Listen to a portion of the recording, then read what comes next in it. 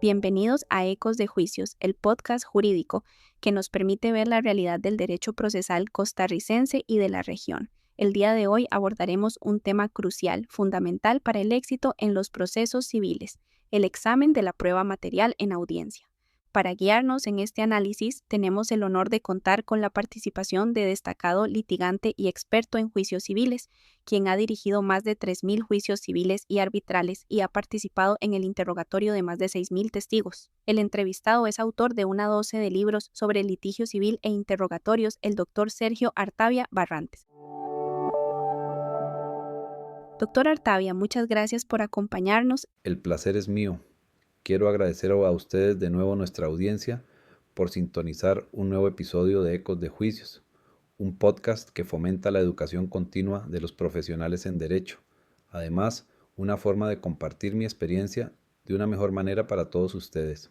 El episodio de hoy busca esclarecer cómo es fundamental que la comunidad jurídica profundice en cómo la prueba material impacta en la toma de decisiones del tribunal, especialmente en litigios complejos de responsabilidad contractual o negligencia profesional. Es una realidad ineludible, doctor, que una imagen vale más que 1.000 palabras. En la práctica, en un proceso de daños y perjuicios o incumplimiento de contratos, la capacidad del juzgador de ver y percibir directamente los documentos u objetos involucrados es determinante. Así es, la percepción directa del tribunal sobre el objeto o documento que formó parte de los hechos controvertidos es clave, ya que refuerza el relato fáctico presentado por las partes. ¿Cómo introducir la prueba material en la audiencia?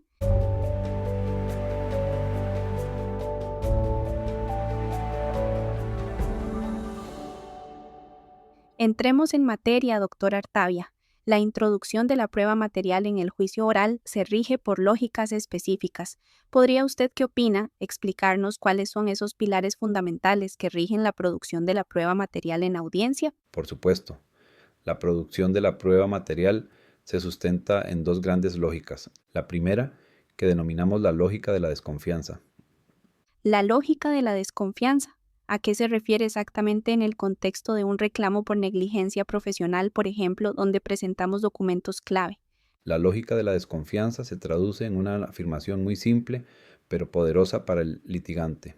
Nadie tiene que creer que el objeto o documento que usted presenta es lo que usted dice que es, solo porque usted lo diga.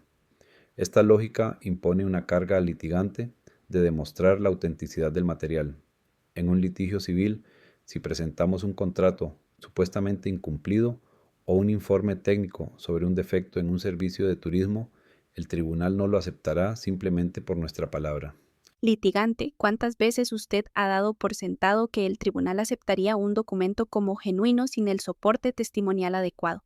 ¿Sabe usted que la falta de atención a esta desconfianza intrínseca puede ser fatal para nuestra teoría del caso? Exacto. Y esto nos lleva a la segunda lógica, la lógica del sentido común. ¿Y cómo opera esta segunda lógica en el marco de la responsabilidad contractual? Los sucesos que alegamos en un litigio por daños y perjuicios deben ser coherentes y congruentes con las máximas de la experiencia. La lógica del sentido común exige que la manera en que se introduce la prueba material armonice con lo que es razonable y esperable. Entonces, doctor Artavia, para que los objetos y documentos sean válidamente ingresados como prueba y puedan ser utilizados, deben cumplir con un requisito esencial. ¿Podría usted que considera detallarnos ese requisito tan relevante? Ese requisito es la acreditación, lo que la doctrina jurídica moderna llama autenticación o acreditación es indispensable. Lo que se busca es que un testigo, ya sea un perito técnico o un testigo de los hechos, esté en capacidad de explicar al tribunal las características específicas del objeto. Es decir, el testigo o perito debe referirse a las razones por las cuales conoce ese objeto o documento, dónde fue hallado y cuál es su conexión directa con los hechos de la controversia. Precisamente, la autenticación significa que ese testigo o perito declara, bajo juramento o promesa, que el material de prueba presentado es efectivamente lo que la parte litigante afirma que es. Doctor Artavia, es crucial subrayar la relevancia de esta acreditación, ¿Por qué debemos establecerla con tanto cuidado en un litigio por protección al consumidor o por daños personales? La acreditación debe establecerse de manera meticulosa, porque es la autenticidad la cualifica la evidencia como evidencia material válida. Si la autenticidad falla, la prueba material pierde su cualidad probatoria. ¿Cuáles son las reglas que rigen esta acreditación exigida en el foro civil? La acreditación se rige por dos categorías de reglas interrelacionadas: las reglas de la prueba y las consideraciones de litigación. Reglas de la prueba y consideraciones de litigación. Comencemos con las reglas de la prueba. En nuestro sistema de libre valoración de la prueba, ¿cuál es el impacto de la acreditación en la admisibilidad? En un sistema de libre valoración se dice que, si bien todo puede ingresar, no todo necesariamente tiene peso probatorio. La acreditación, en este sentido, es una exigencia primordialmente de admisibilidad, pero su verdadera función se centra en la credibilidad. Esto implica que un documento que fue mal acreditado puede ser formalmente admitido, pero su peso será casi nulo si el litigante contrario logra sembrar dudas sobre su origen o fidelidad. Así es. Por otro lado, tenemos las consideraciones de litigación. Litigante: ¿cuántas veces ha escuchado que la prueba material habla por sí misma? Es una falacia. Es un error común, la prueba material no tiene voz propia. Correcto. La prueba material debe ser insertada, tejida, dentro de un relato coherente. Los objetos y los documentos constituyen prueba de proposiciones fácticas específicas que únicamente los testigos o los peritos pueden afirmar y explicar. Es decir, la prueba material cobra vida y significado a través del testimonio que la acompaña. Al integrar la prueba material en nuestra teoría del caso a través de un testimonio sólido y acreditado, evitamos los defectos de credibilidad que inevitablemente surgirían con la falta de acreditación. Si en un caso de incumplimiento de contrato presentamos un correo electrónico crucial, pero no logramos que un testigo, quizás el encargado de comunicaciones, declare sobre su procedencia y fidelidad, el riesgo de que el tribunal lo deseche es altísimo. En resumen, la acreditación de la prueba material se traduce en la imperiosa necesidad de que alguien, un testigo o un perito, esté en condiciones reales de declarar acerca de la procedencia, la cadena de custodia y la fidelidad del objeto o documento. Distinción entre prueba real y prueba demostrativa. Doctor Artavia, hay una distinción esencial que debemos abordar para los abogados que litigan en temas civiles, y es la diferencia entre prueba real y prueba demostrativa. ¿Podría usted, qué opina, aclararnos la diferencia precisa entre estos dos conceptos que a menudo se confunden? Es una distinción crucial. La prueba real o prueba física es aquel objeto que formó parte de los hechos en el caso concreto. Está directamente vinculado con la controversia central del litigio. Por ejemplo, en un caso de negligencia que involucra un accidente de tránsito en el contexto de un servicio de turismo, la pieza mecánica que falló sería una prueba real. Exacto. Ahora, la prueba demostrativa es conceptualmente diferente. Su finalidad no es probar los hechos per se, sino ilustrar, clarificar, recrear o explicar un testimonio, un peritaje o una evidencia material previamente introducida. O sea, no formó parte de los hechos, pero lo representa o ayuda a entenderlos. Así es.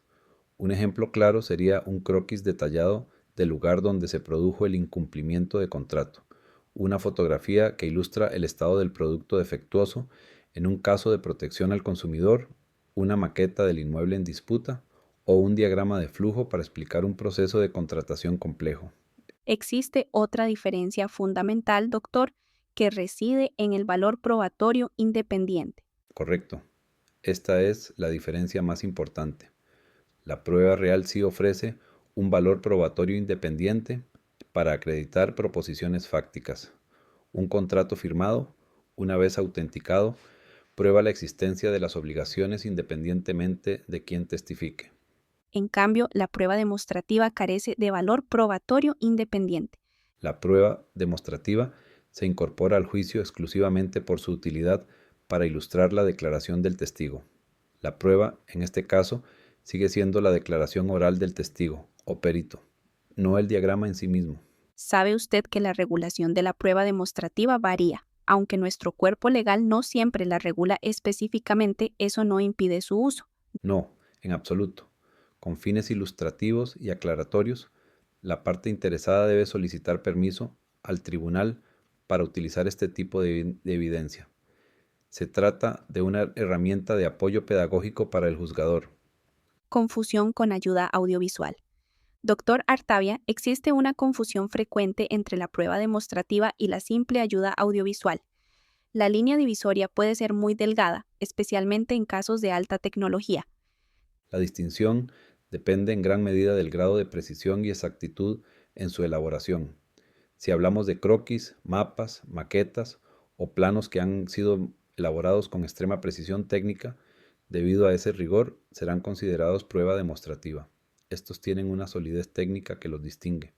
Pero un simple dibujo improvisado en un tablero, aunque sea una ayuda, no cumple con ese estándar de precisión. Exacto.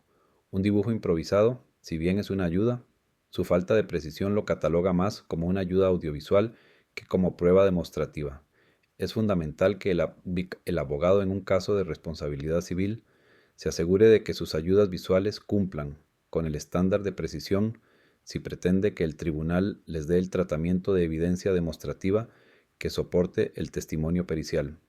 Doctor Artavia, para consolidar estos conceptos en la mente de nuestros oyentes y dado que estamos enfocados en la litigación civil, negligencia, daños y perjuicios, incumplimiento contractual, le he preparado una serie de escenarios hipotéticos de interrogatorio y contraexamen de peritos. Queremos que usted nos ilustre cómo se aplicarían la acreditación y la distinción entre prueba real y demostrativa. Es una excelente idea. La teoría se fortalece con la práctica simulada. Ejemplos de interrogatorio y contraexamen en procesos civiles. Abordemos el tema de la responsabilidad civil y el incumplimiento de contratos. En estos casos, la prueba pericial técnica es vital. Negligencia profesional, acreditación de prueba real.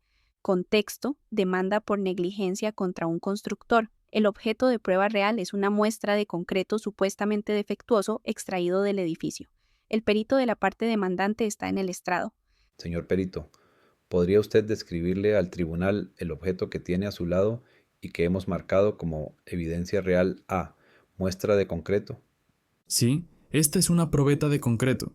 ¿Qué relación tiene esta probeta con la edificación que usted examinó para este caso de negligencia?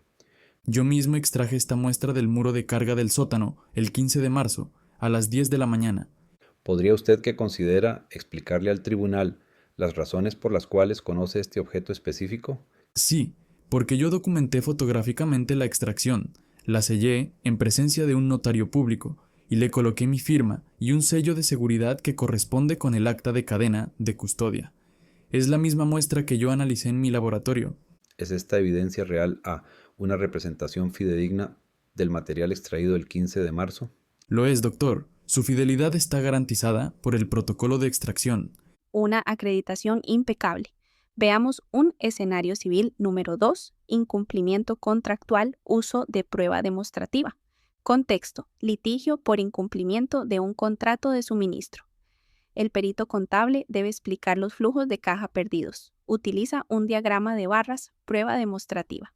Señor perito, usted ha analizado los libros contables de la empresa demandante, ¿cierto? Así es. ¿Existe alguna forma de ilustrar, clarificar o explicar de manera más sencilla al tribunal el impacto financiero de la interrupción del suministro? Sí, he preparado este diagrama que representa la pérdida de beneficios. Señor perito, ¿podría usted referirse a la precisión y exactitud con que se elaboró este diagrama que hemos marcado como evidencia demostrativa B? El diagrama es una representación precisa de los datos de la hoja de cálculo, que ya fue aceptada como prueba real. Los números y las proyecciones se basan directamente en las cifras auditadas. ¿Es útil esta evidencia para ilustrar su testimonio sobre la cuantía de los daños y perjuicios contractuales? Es sumamente útil para que el tribunal visualice la pérdida. En este caso, el perito está utilizando la evidencia para ilustrar, no para probar la cifra per se, que ya está en los libros contables.